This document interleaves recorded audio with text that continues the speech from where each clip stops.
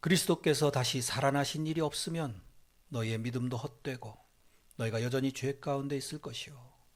또한 그리스도 안에서 잠자는 자도 망하였으리니 만일 그리스도 안에서 우리가 바라는 것이 다만 이 세상의 삶뿐이면 모든 사람 가운데 우리가 더욱 불쌍한 자이리라. 그러나 이제 그리스도께서 죽은 자 가운데서 다시 살아나사 잠자는 자들의 첫 열매가 되셨도다. 아멘. 사랑하는 성도 여러분, 우리는 살아가면서 피할 수 없는 한 가지 현실을 마주하게 됩니다. 그것은 바로 죽음이라는 현실입니다. 아무리 건강한 사람이라도, 아무리 부자라도, 아무리 성공한 사람이라 할지라도 이 문제 앞에서는 예외가 없는 것입니다. 어느 한 의사가 이런 이야기를 했습니다. 나는 수많은 환자를 치료했지만 한 번도 죽은 자를 살린 적은 없다. 참 의미 있는 말이죠. 우리는 병을 고치려고 애쓰고 삶을 더 편하게 만들려고 하지만 그 모든 노력은 결국 마지막에는 죽음으로 귀결되는 것입니다. 그래서 우리는 이런 질문 앞에 서게 되죠. 죽음 다음에는 무엇이 기다리고 있을까? 사랑하는 성도 여러분, 이 질문 앞에서 사람들은 세 가지 반응을 하죠. 첫 번째는 그냥 외면하고 모른 채 살아가는 것입니다. 두 번째는 그냥 막연하게 어떨 것이다 라고 짐작하며 살아갑니다. 또 어떤 사람은 죽음을 두려워하고 삽니다. 그런데 성경은 이렇게 이야기합니다. 죽음은 결코 끝이 아니다 라고요. 오늘 우리가 기념하고 있는 이 부활절은 바로 그러한 사실을 다시 한번 생각하며 기억하는 그러한 절기입니다. 예수님께서 죽음을 깨트리시고 이제 다시 살아나셨습니다. 믿으십니까? 그리고 이 부활은 단지 그 한 번으로 끝난 사건이 아니라 오늘 우리의 삶 속에서 지속적으로 이어지고 연결이 되어지는 사건입니다. 그래서 오늘 우리는 이 질문을 함께 붙들고 이제 말씀을 살펴보고자 합니다. 예수님의 부활이 과연 우리에게, 오늘을 살아가는 나에게 어떠한 의미를 주는가? 여러분, 부활은 그저 우리의 삶과는 전혀 상관이 없는 오래전에 예수님한테만 일어났던 그런 사건이 아닙니다. 우리 믿는 성도들에게 있어서 부활은 우리 믿음의 실제적인 근거이고 오늘 우리의 삶을 바꾸어주는 살아있는 능력인 것입니다. 오늘 우리의 말씀을 통해서 이 부활의 의미를 더 깊이 깨닫고 함께 은혜 나누는 이런 복된 시간 되시기를 축복합니다. 먼저 사도 바울이 오늘 본문에서 아주 충격적이고도 도전적인 말로 시작을 합니다. 17절입니다. 그리스도께서 다시 살아나신 일이 없으면 너희의 믿음도 헛되고 너희가 여전히 죄 가운데 있을 것이요. 참 도전적인 이야기 아닙니까? 부활이 없으면 우리는 다 헛되다. 모든 것이 이제 아무것도 아니다. 예수님 십자가에서 죽으셨으니 그것으로 구원이 완성이 되었습니까? 아니죠. 부활이 없다면은 그 십자가의 죽음도 불완전하다라는 거예요. 왜입니까? 십자가는 우리의 죄를 대신 짊어지고 죄값을 치르신 사건 아닙니까? 그런데 부활이 없다면은 어떻게 됩니까? 그저 예수님도 죽음을 이기지 못한 우리와 똑같은 한 사람에 불과하게 되는 것입니다. 그러면은 우리는 여전히 확신을 할 수가 없죠. 과연 우리의 죄의 문제가 해결이 되었는가? 정말 구원은 완성이 되었고 이제 우리는 구원받은 자들인가? 이런 의문이 여전히 남게 될 것입니다. 그래서 오늘 말씀에서 부활이 없다면 너희는 여전히 죄 가운데 거하는 것이다 라고 이야기하고 있는 것입니다. 사랑하는 성도 여러분, 우리가 믿는 것은 그저 어떤 좋은 도덕적인 가르침이 아닙니다. 우리는 부활하신 예수 그리스도를 믿는 것이에요. 만약에 부활이 없다면 우리의 믿음은 헛것이고 우리의 신앙은 근거를 잃게 되며 소망도 절망으로 바뀔 수밖에 없습니다. 그래서 이제 바울은 더 강하게 이야기를 이어갑니다. 19절을 만일 그리스도 안에서 우리가 바라는 것이 다만 이 세상의 삶뿐이면 모든 사람 가운데 우리가 더욱 불쌍한 자이리라. 만약에 우리가 부활을 소망하지 못하고 그냥 이 세상의 삶만 전부다라고 생각하고 살아가야 한다면 한번 어떨지 생각해 보십시오. 우리는 가장 불쌍한 사람들이 되고 만다는 것입니다. 왜냐하면 믿음 때문에 우리는 많은 것을 포기하고 살아가지 않습니까? 사람들이 조롱하는데도 불구하고 교회를 다니면서 또 세상과는 다른 좁은 길을 선택해서 죄와 멀리하는 삶을 힘쓰고 또 신앙생활 가운데 많은 시간과 물질과 정성을 하나님께 투자를 하죠. 그런데 결국 이 세상으로 끝나는 삶이라면 얼마나 허무하겠습니까? 물론 이 세상 가운데서 그래도 내가 나름 깨끗하게 바르게 살았다고 하는 이런 보람은 남겠지만 그 시간과 물질과 정성을 자기 자신을 위해서 온통 사용한 세상 사람들과 비교해 보면 우리는 굉장히 불쌍한 사람들 아니겠습니까? 그래서 이 부활은 우리에게는 너무나도 중요한 의미를 가지고 또 소망을 주는 그러한 사건인 것입니다. 우리 신앙의 중심이라고 할 수 있습니다. 이 부활이 없다면 우리 기독교는 사실상 존재하기 어려운 것입니다. 오늘 말씀은 그래서 그냥 이 말씀에서 그치지 않는다는 것이 얼마나 귀한지 모르겠습니다. 20절 이렇게 시작합니다. 그러나 이제 완전히 역전되는 그러한 말씀이죠. 이 세상의 삶이 전부가 아니다. 우리는 불쌍한 존재가 아니다. 죽음은 끝이 아니다. 이것이 바로 이 단어로 시작하는 것입니다. 그러나 이제 20절 다시 한번 그럼 전체를 읽어보겠습니다. 그러나 이제 그리스도께서 죽은 자 가운데서 다시 살아나사 잠자는 자들의 첫 열매가 되셨도다. 이 잠잔다라는 표현은 성경에서 죽은 사람들을 의미하죠. 그것도 예수님을 믿다가 하나님을 믿다가 죽은 성도들을 의미하죠. 이 말 한마디 가운데 우리의 모든 절망들은 걷어집니다. 새로운 분위기가 이제 우리에게 주어진 것입니다. 이것은 절망을 끊어내는 말이에요. 어둠을 끝내는 말이고 모든 것을 뒤집어 엎는 역전의 단어입니다. 부활이 없으면 모든 것이 무너지는 것입니다. 그러나 이제 예수께서 살아나셨습니다. 그래서 모든 것이 달라졌습니다. 이 부활은 먼저 십자가가 실패가 아니라 승리라는 것을 증명합니다. 십자가를 사람들이 볼 때에는 완전히 실패했다라고 여겼죠. 제자들은 그래서 무서워서 도망갔고 사람들은 조롱을 했습니다. 저가 남은 구원하였으면서도 자기 자신은 구원하지 못하였구나라고요. 그런데 부활이 이것을 완전히 바꾼 것입니다. 십자가는 실패가 아니었다라는 것을 확실하게 보여주었습니다. 성부 하나님께서 성령 하나님을 통해서 예수 그리스도를 다시 살리심으로 아들이라고 하는 이것을 확증하신 것입니다. 로마서 1장 4절 성결의 영으로는 죽은 자들 가운데서 부활하사 능력으로 하나님의 아들로 선포되셨으니 곧 우리 주 예수 그리스도시니라.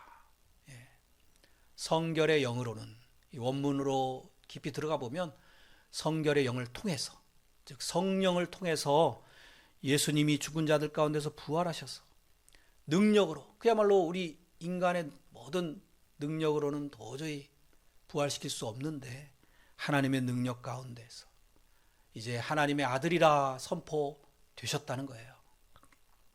그리고 우리의 주님이 되시고 예수 그리스도가 되셨다라는 것입니다. 이 부활은 단순한 기적이 아닙니다. 하나님께서 인정하신 것입니다. 옳다. 내 아들의 길이 옳았다. 십자가의 길이 곧 구원의 길이다라고요. 이 부활은 또한 우리의 죄가 해결된 것을 확증해 줍니다.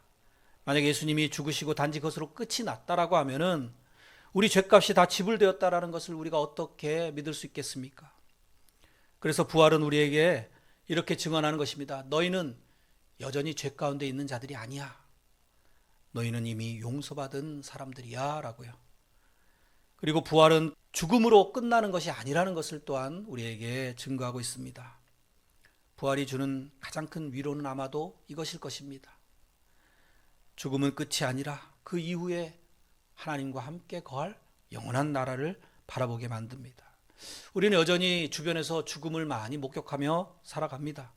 살아가는 사람이 떠나고 언젠가는 우리도 그렇게 되겠지라는 생각을 하게 됩니다.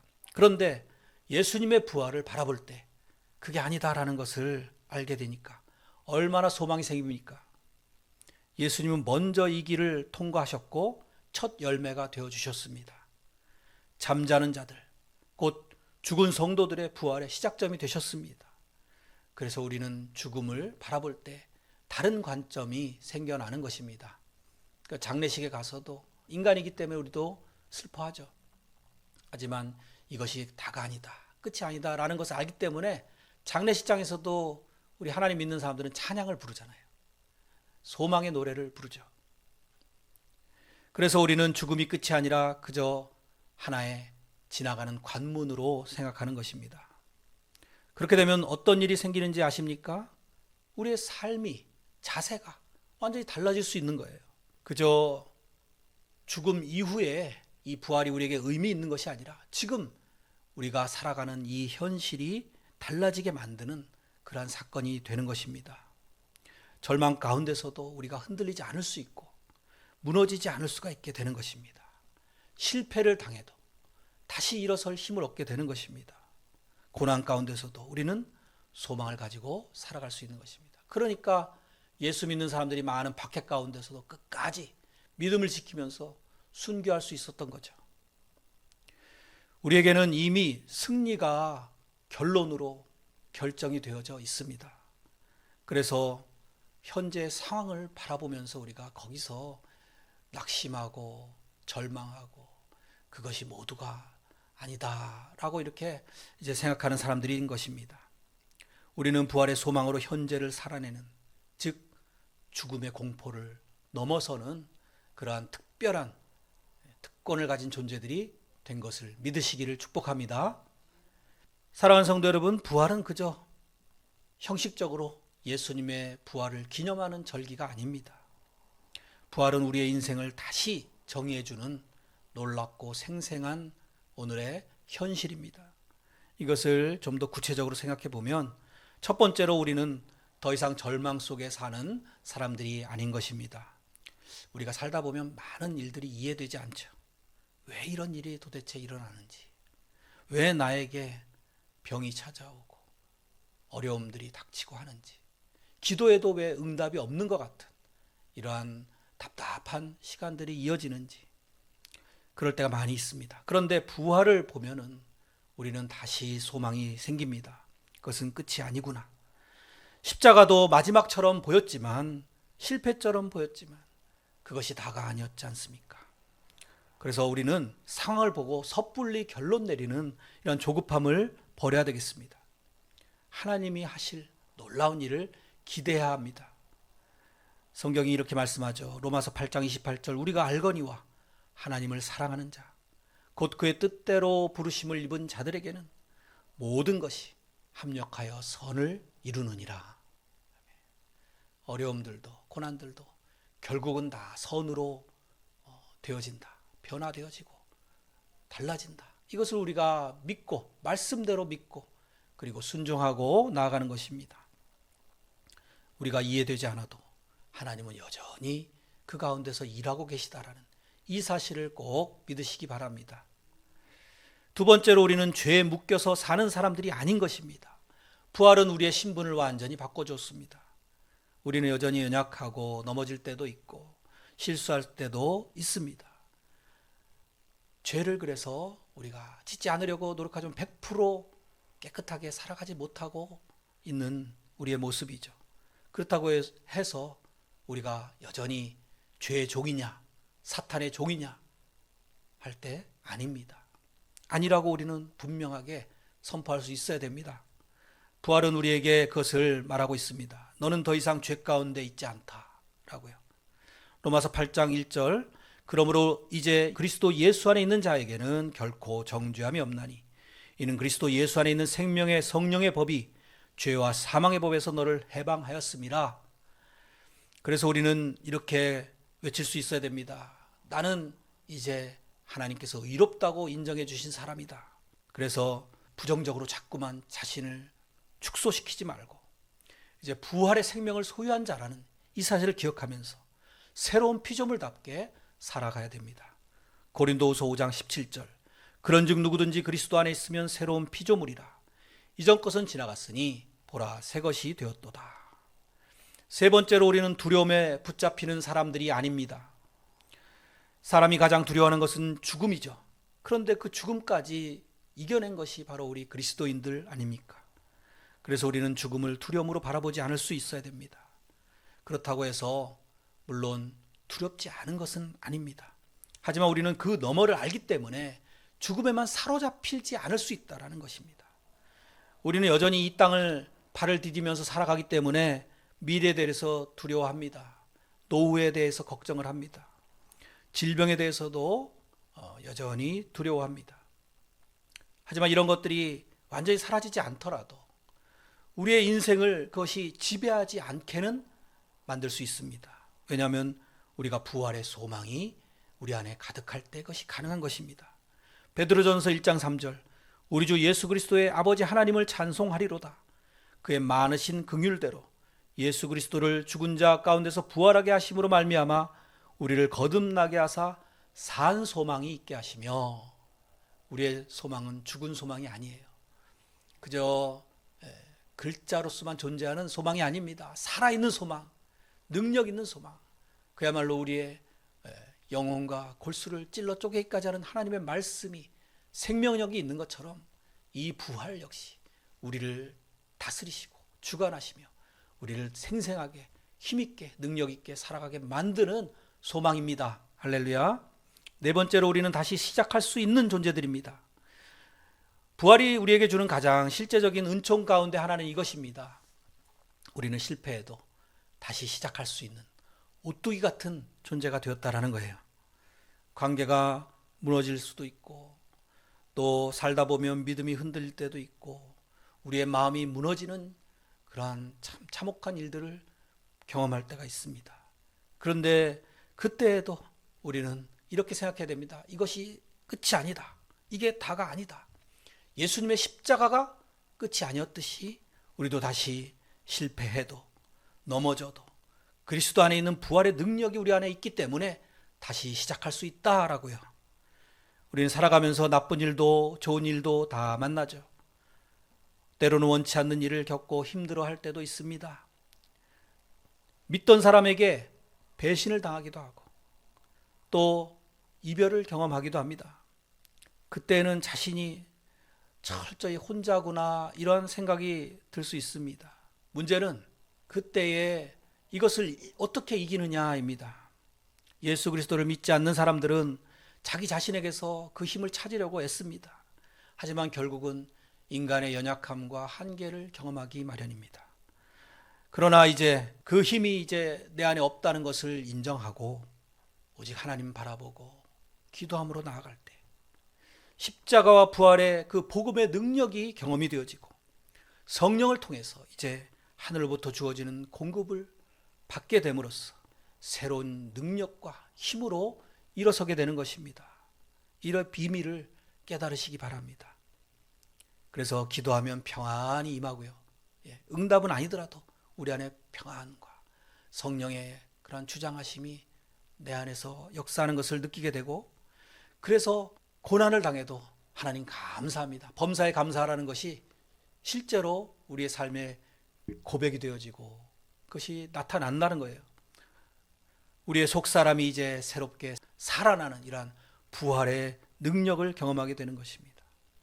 예수님께서 십자가에서 죽으시고 부활하신 것은 그래서 먼 훗날에 있을 우리의 육체적인 부활만을 의미하는 것이 아니라 오늘 우리도 그리스도 안에 이제 접붙여지고 교회는 그리스도가 머리요 우리는 지체라고 한 것처럼 이제 우리 모든 성도들이 하나님께로부터 오는 그 충만한 생명력을 누리면서 살게 만드십니다.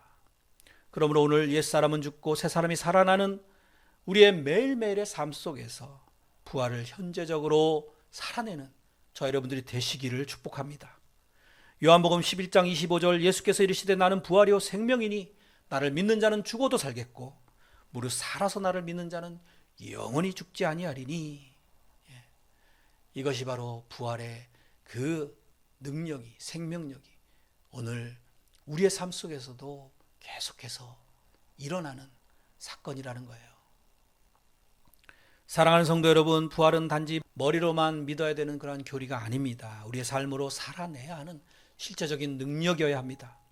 그래서 우리는 절망 대신 소망으로, 죄 대신에 자유로, 두려움 대신에 담대함으로, 포기 대신에 다시 시작할 수 있는 그런 모습으로 부활을 믿는 사람답게 우리 살아갑시다. 오늘 우리가 깨달아야 되는 한 가지 분명한 사실, 이것을 붙잡아야 됩니다. 그것은 무엇이냐면 바로 예수님께서 다시 부활하셨다라는 사실입니다. 이 부활의 사실이 우리의 모든 것을 바꿔주는 능력이라는 것입니다.